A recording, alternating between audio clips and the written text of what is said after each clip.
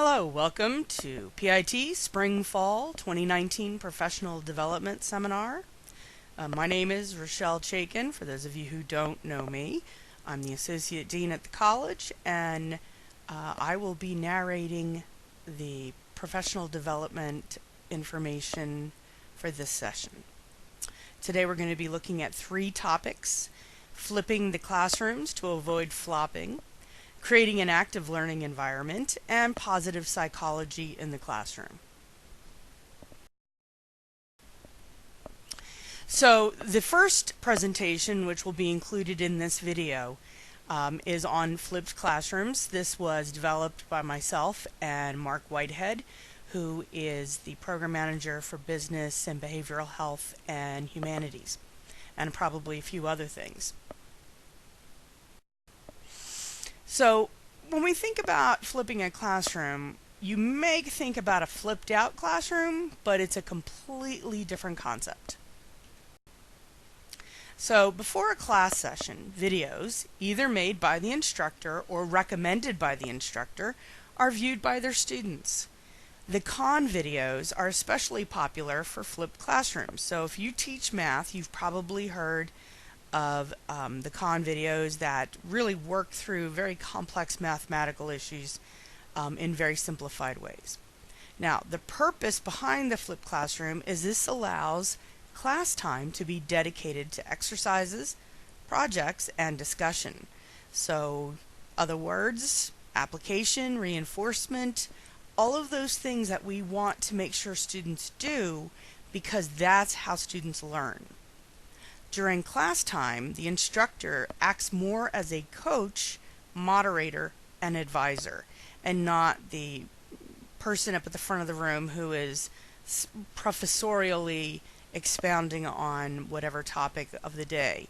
So this is really allowing you as the instructor to get into the actual teaching part, to see how the students are doing, where their weaknesses are, and how to help them, nudge them, or redirect them while they're working on assignments. So the term flipped classroom didn't really exist 10 years ago. It was an idea that originated in 2007 when 2 high school teachers in Colorado started to post their PowerPoint presentations online for students who missed class. So, the idea here is something that is literally from the 21st century, because we have an opportunity to post videos for free or create videos that are very easy to transfer to students, and now the student is not going to miss out, and that was where the impetus came from. So it can work in a multitude of ways, and this video link will take you to a series of them, but more importantly, on a video it's not interactive just yet, but I will have some of those video links in the comment section or the notes section of the video. They can be high-tech and low-tech depending on your comfort level. Some people are really into audio, visual engineering, and have all kinds of cool little doohickeys. Other people set up their phone and talk. Other people do PowerPoints narrated. You'll see a variety of different ideas in the notes section.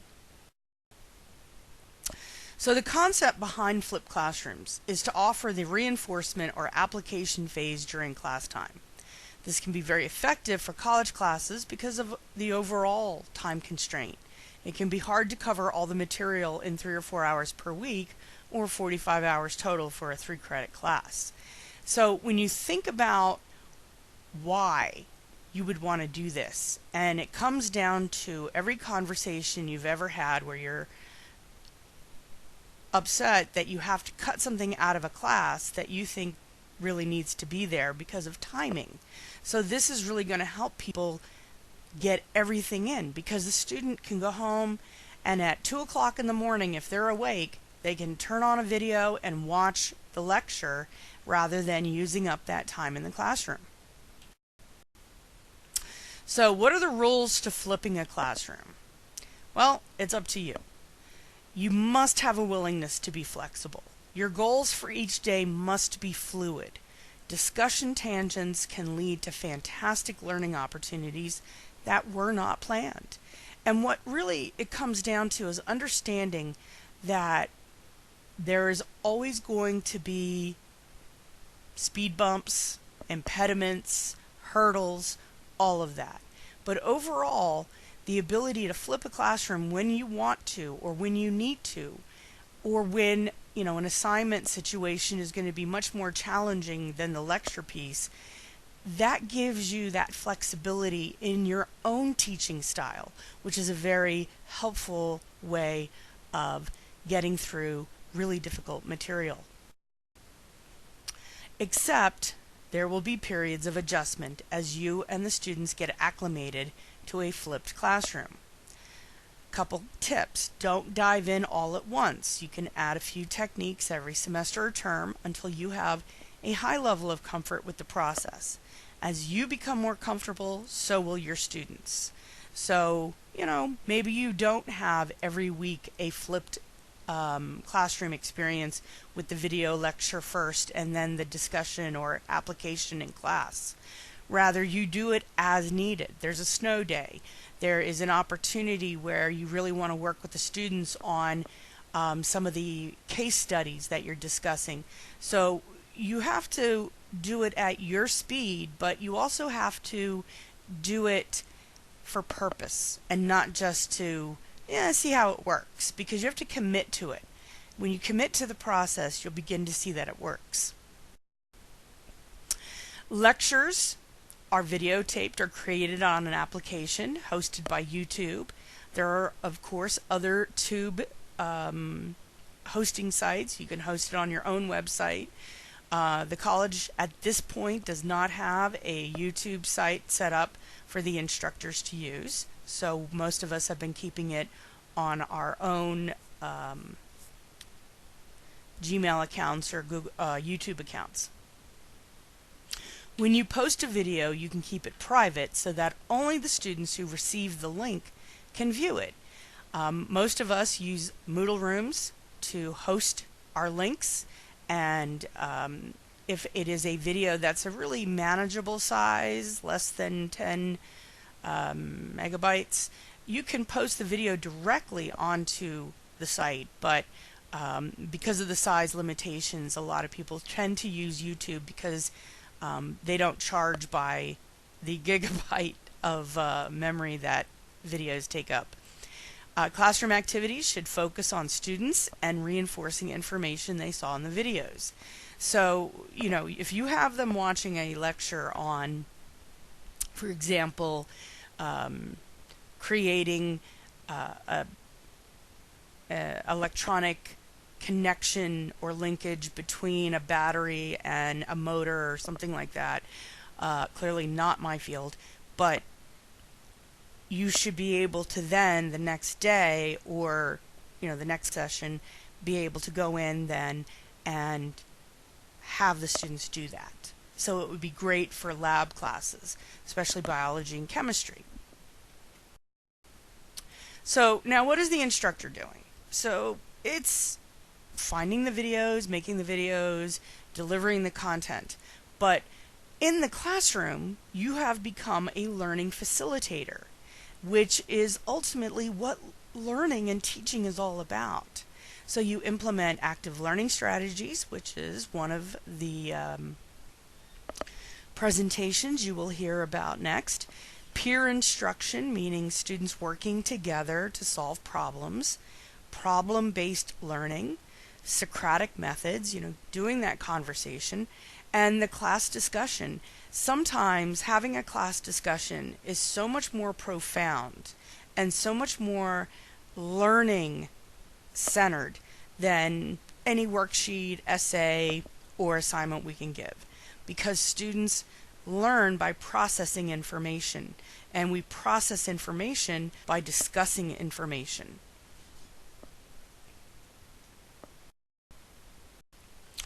Alright, let's talk about some of the teaching benefits. Focusing on applied learning, instructors can identify critical thinking errors earlier in the transfer of knowledge. This is especially true in many of the science and math classes that build on each other, the materials. And if you can identify based on what the students are doing in the classroom where they're going wrong, you can correct that sooner. And that student will then have a much better chance of succeeding. Students can rewind any section of the video lecture to review and study. Now this becomes very helpful for students who are ESL, where English is their second language. One of the benefits to YouTube is they provide free closed captioning, which allows our students who may struggle with English to go through the video much more slowly and review information and catch words that they may not have caught if they were just listening to us in class. Each style of student, advanced, average, or remedial, can view the lectures at their own speed. I've seen students who will do it at a 1.5 speed just because they want it to go faster, because they want that stimuli faster. Students can receive instant feedback during applied exercises in the classroom. If during a class, for example, in a composition class, they're able to reinforce what they've learned about in a lecture from the day or night before and show the teacher, and the teacher say, yes, that's exactly what I'm looking for, they have a sense of confidence that will allow them to then move forward into the next part of the assignment. So some of the cultural benefits that go along with this is that our students today have grown up in a world where the internet has always existed. So for them, this type of learning is normal, natural, and part of their entire lives. And it's normal for them to consistently interact with technology throughout their day. I mean, we complain as older people that, oh, everybody's on their phone, But when you're sitting in a doctor's office waiting for a doctor who's running late, there is nothing better than having your phone so you can, not be bored. We, as different generations, all react differently to technology. And where some of us may enjoy being able to put our phones away for extended periods, it's not normal necessarily for younger folks. So, we have to be very mindful of who our students are, not just who people in the world are. So these students, and we're talking about people in their late 20s and early 30s, they watch movies, TV, and listen to music on their phones, tablets, and laptops. And being able to manage time they spend on lectures gives them a sense of autonomy, because now they're not being, at a 8:30 in the morning class trying to stay awake after working till, 7 in the morning to focus and be awake and be on the ball. Them the ability to manage when they're really absorbing the lecture material. So how do you get started? Ramsey Musallam, one of the early proponents of flipping, recommends starting by following these steps. Step 1. Identify your current or desired teaching style. Step 2. Ask yourself this question. Given my style, do I currently use class time to teach any low-level, procedural, fact-based concepts? Because those are good opportunities. Step 3. If yes, begin by creating opportunities for students to obtain this information outside of the classroom. And step 4, include a system that encourages homework-based instruction. That's that active learning, those are those lab assignments, those are those class discussions, all of those things that come together that reinforce to us as instructors that our students are getting the material. Challenges. Unequal access to technology among socioeconomic groups is the biggest challenge this technique faces. Now, the fact of the matter is, there are still some people who do not have a smartphone. The fact of the matter, though, is that most of us have access to something, even if we have to go to our local library and get on one of the computers. So, with the advent of the smartphone technology and library access, college access, you have to imagine that 95% of our students are going to easily be able to access a resource like YouTube. Classroom activities must be planned, but fluid, and again, flexibility is key. The instructor must ensure that learning outcomes are achieved, which may demand stronger classroom management skills, and that becomes a big challenge. Because expecting immediate engagement is naive. Compliance is not something students excel at. So it's a new process for some students, it's a new process for some instructors, and you have to acclimate to the process. And instructors need to help their students get used to the way classes are going to be taught if you're going to incorporate this flipped model throughout your course. It's not going to be easy at first, but here's the thing. Students will get used to it. They'll understand. But the first couple weeks are going to be challenging, and you just can't give up because of a few hurdles. Some other challenges. The video lectures will need time to film and upload. So, for example, a PowerPoint that I'm going to do for class that's about 45 minutes long might be more of a 10-hour project because I have to write the PowerPoint, I have to narrate the PowerPoint, I have to convert the PowerPoint to a video and then upload it. The conversion is the longest part, and that's also the least time intensive in terms of what we have to do. Obviously, for the instructor, developing the PowerPoint is going to be the largest portion of your time. And of course, you can always use lectures that have been created by other teachers. And at that point, you have to review the lectures to make sure they're appropriate and not just guess and throw some stuff up there, because that's when you end up with a major problem. Classroom activities must be expanded to deal with a collaborative approach. Some students see video lectures as a way to skip class. Classroom reinforcement must be valuable and measurable, i.e. graded. They have to have a reason to come to class. At the end of each term, you should assess the functionality and effectiveness of the tools you have used to teach your class. Now for me, I've been doing this for a while, and what I find is, especially with some of the classes that incorporate information that's new and coming down from the research bastions of the universe, I have to update my videos, which is fine. And in some cases, I'll redo the entire video, and in others, I'll just do an addendum, a 3-minute add-on to this video that the students will get a second link to. So again, these are all manageable issues, and you have an opportunity to really fix the mistakes we tend to make the first time or the first 2 or 3 times through a class. So does it work? It's a very new technique. Most of the studies on the effectiveness are anecdotal. A study published by Ohio State University claims that when teachers implemented flipped classrooms in math and English, there was a 30% reduction in failures. And more importantly, do you think it can work in your classroom? So a lot of the information that we're giving you today are ideas that you can implement immediately. But you really have to plan it. And if you don't do the planning piece, you're really going to find a lot of frustration. So if there's anything you take away from this particular piece of today's professional development, is that you have to plan out how you're going to reinforce those lectures, because that reinforcement is going to force the students to watch those lectures, because they're going to be held accountable for having the material from those lectures. So I've got some resources for you, and again, I'll be emailing you all the PowerPoints, and you can go directly to them from the PowerPoint.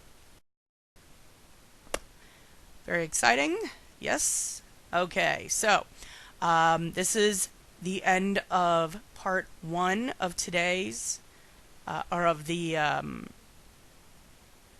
spring fall professional development, and stay tuned for part 2.